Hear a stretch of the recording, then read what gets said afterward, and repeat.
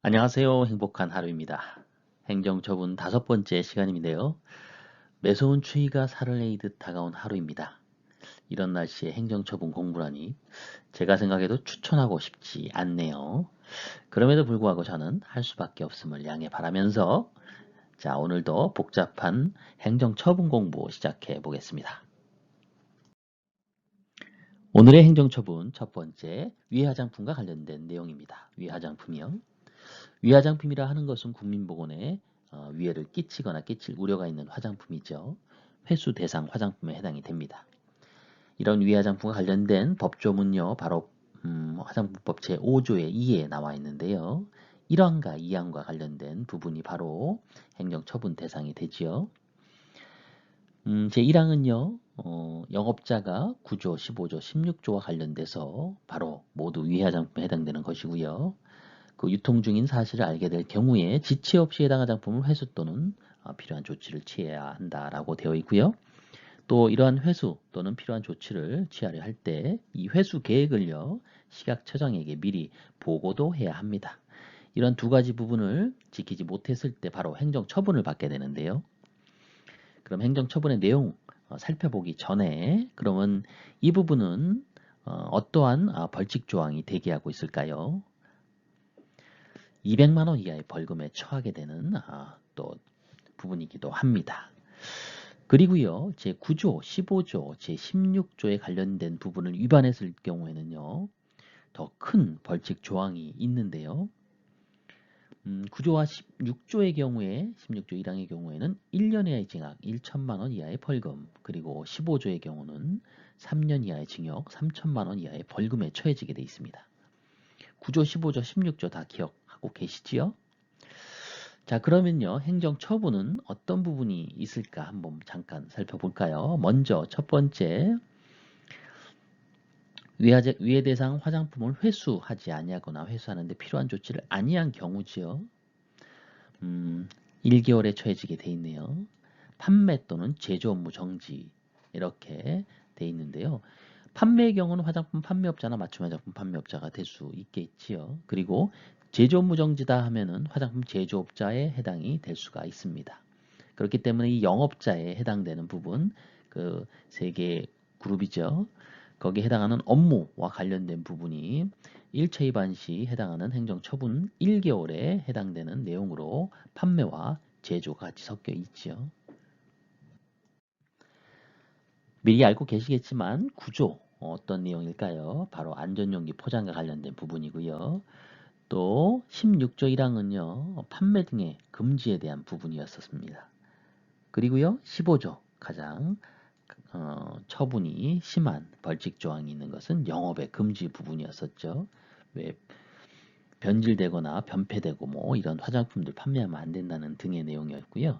여기서는 하나하나 다 그건 보지 않을 거고요. 안전용기 포장 중에 요 가로에 있는 거 어떤 말일까요? 안전용기 포장에 기준 등이 있었죠. 무엇을 함유하는 네일 에나벨 리무버, 네일 폴리시 리무버 안전용기 포장 대상일까요? 바로 아세톤입니다. 다들 알고 계셨죠? 그리고 두 번째, 이런 회수 계획에 대해서 보고하지 않거나 거짓으로 보고한 경우 역시 동일 1차 위반 시 동일 처분 기준입니다. 1개월 판매 또는 제조 업무 정지 1개월이고요.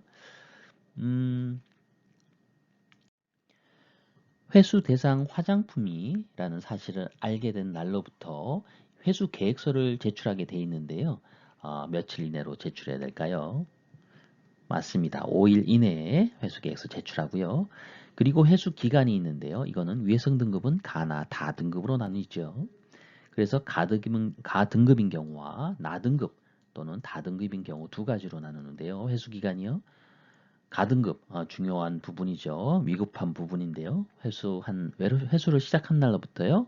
그렇죠. 15일 이내고요. 나다등급은요. 30일 이내입니다. 다 맞추셨죠? 정리 한번 해볼까요? 회수 대상 화장품 회수 또는 필요한 조치 하지 아니한 경우 행정 처분을 받게 되는데요. 판매 또는 제조 업무 정지 1개월 그리고 회수 계획에 대해서 미리 보고를 해야 되는데 보고도 아니하거나 거짓으로 보고할 경우 동일처분 판매 또는 제조무정지 1개월. 그리고 이러한 필요한 조치 취하지 않고 보고도 아니한 경우 벌칙조항 200만 원 이하의 벌금.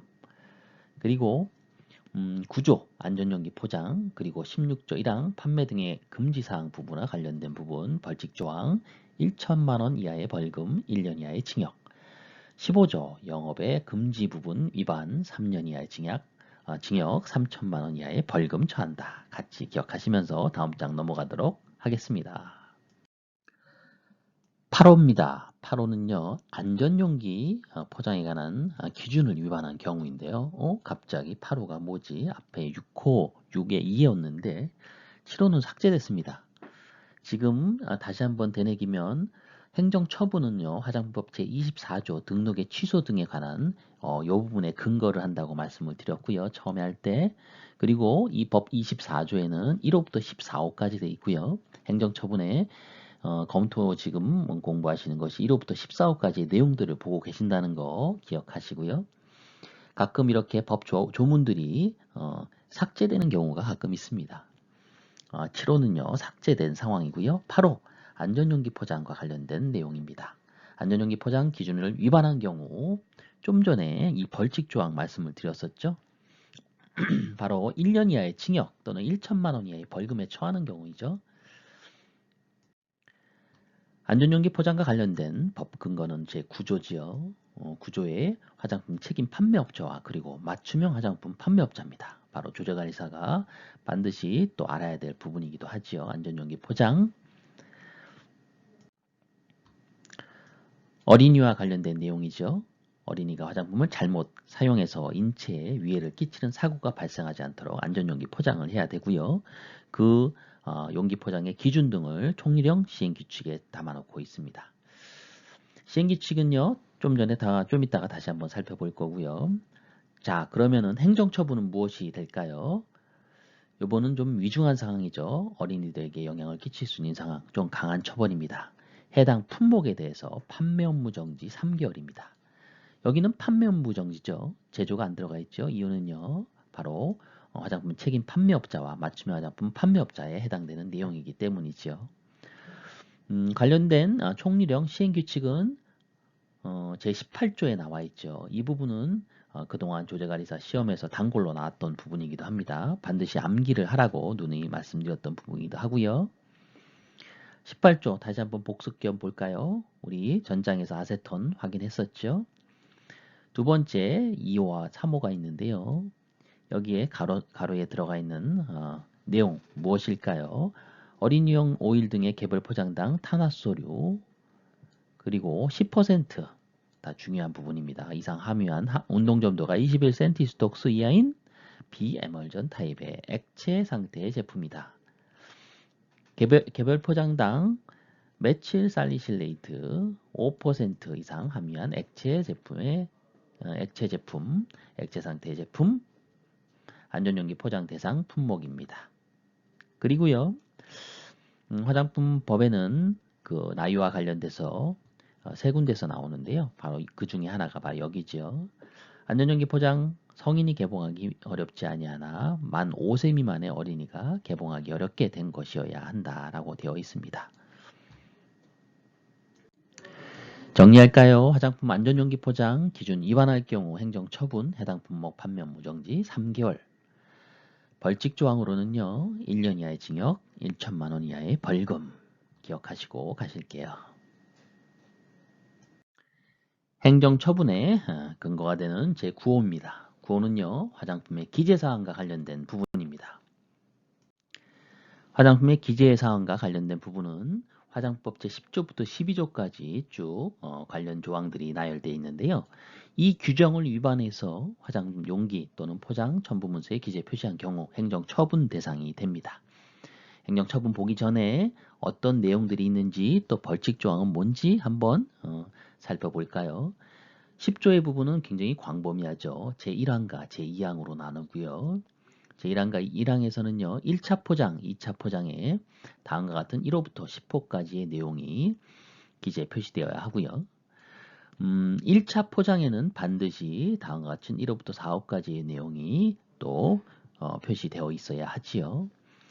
화장품 조제관리사 시험에도 굉장히 많이 나오는 그런 내용 중에 하나이죠.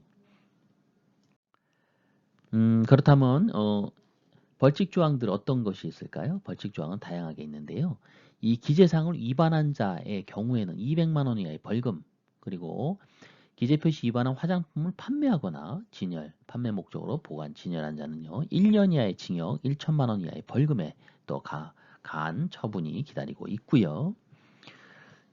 이 중에서 1호부터 10호까지의 기재 표시사항 중에 가격 같은 경우는요, 최종 화장품을 판매하는 자가 판매자죠. 판매자가 지켜야 될 부분인데요. 가격 표시는요, 이때 과태료는 50만 원에 해당이 됩니다. 1차 포장에 표시해야 되는데 이 부분을 지키지 않았을 경우는요, 200만 원 이하의 벌금에 처하고요. 또 기재 표시 위반 화장품 1차 포장 위와 마찬가지로 위반한 화장품을 판매 또는 판매 목적으로 보관 진열자 똑같이 1년의 징역 1천만 원 이하의 벌금에 처하게 돼 있습니다. 본 장표에서 보시는 기재사항 하나하나 암기하고 내용 잘 숙지하고 계셔야 되는데요. 다 말씀은 못 드리겠고요. 이 중에 하나,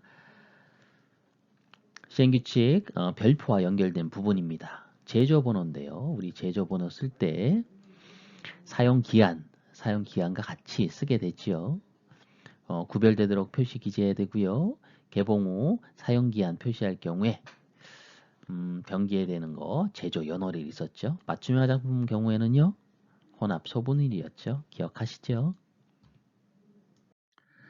구호의 내용 계속해서 볼까요? 자, 11조입니다. 11조 화장품의 가격 표시인데요. 앞서 말씀드린 대로 가격은 소비자에게 화장품을 직접 판매하는 자, 즉 판매자가 판매하려는 가격을 표시해야 된다 나와 있고요. 이 부분 위반하면 과태료 50만 원 부과한다고 했죠. 12조입니다. 기재 표시사항 쉽게 볼 수 있는 곳에 하여야 한다라고 되어 있고요. 읽기 쉽고 이해하기 쉬운 한글로 정확히 기재 표시해야 합니다. 한자 외국어 함께 기재할 수 있습니다. 벌칙조항, 기재 표시 위반 화장품을 판매 목적 진열한 자, 앞서서 말씀드린 대로 1년 이하의 징역 1천만 원 이하의 벌금에 처합니다. 아직까지 행정처분 안 나왔죠. 그리고요, 다음 요걸 보여드리고 싶은데요. 앞에 공간이 없어서 여기다 씁니다. 시행규칙 제19조는요. 화장법 제10조 화장품 기재사항에 대한 세부적인 단서 조항들이 나와 있죠.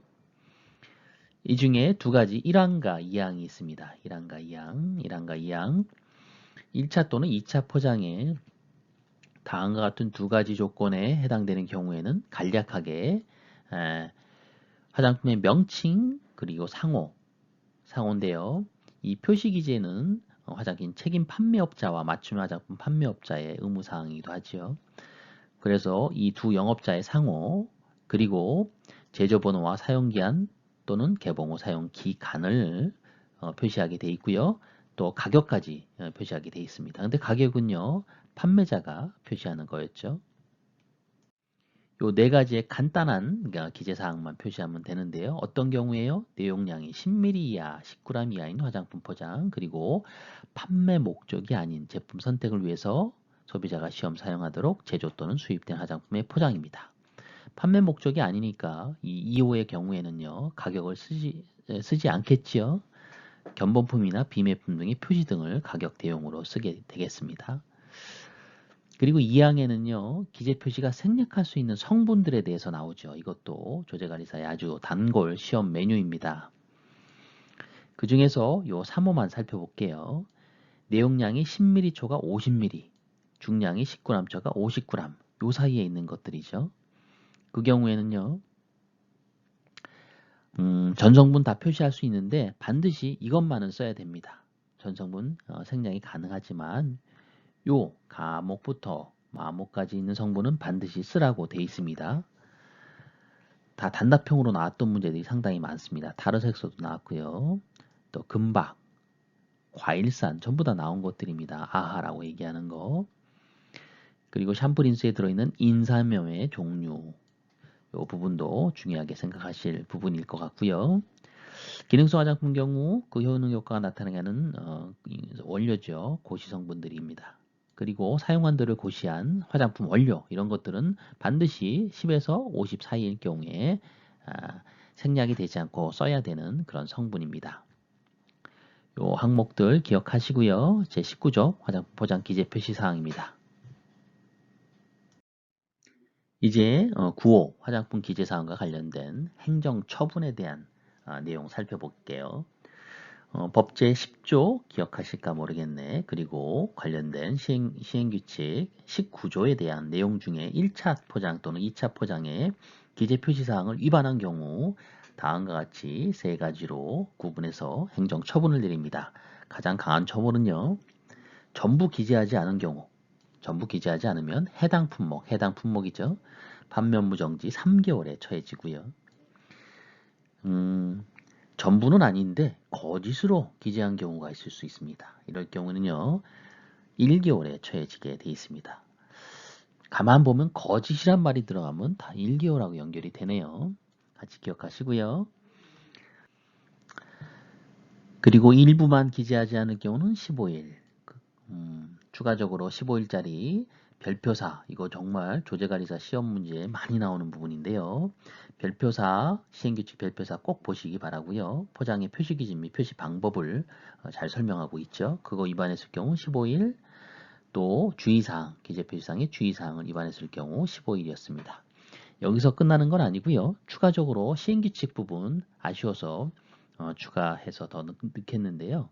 어떤 내용이냐면 앞서서 그 표시기재 생략할 수 있는 성분들이 있었죠. 성분들을 생략할 수 있으면 소비자들은 못 보는 상황이 되죠. 그렇기 때문에 표시기재상 포장에는 생략을 해도 반드시 확인할 수는 있도록 이렇게 법에서 또 정해놓고 있는데요. 시행규칙에 어떻게 확인할까요? 포장의 전화번호나 홈페이지 주소를 통해서 확인할 수 있도록 해야 합니다. 그리고요.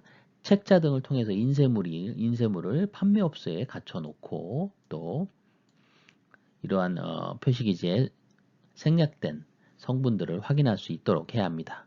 맞춤형 화장품 판매업자의 경우에는 특히 뭐 판매업소에다가 인쇄물들을 통해 가지고 전성분을 표기한다든지 이런 등의 방법들을 적절하게 사용해야 되겠지요.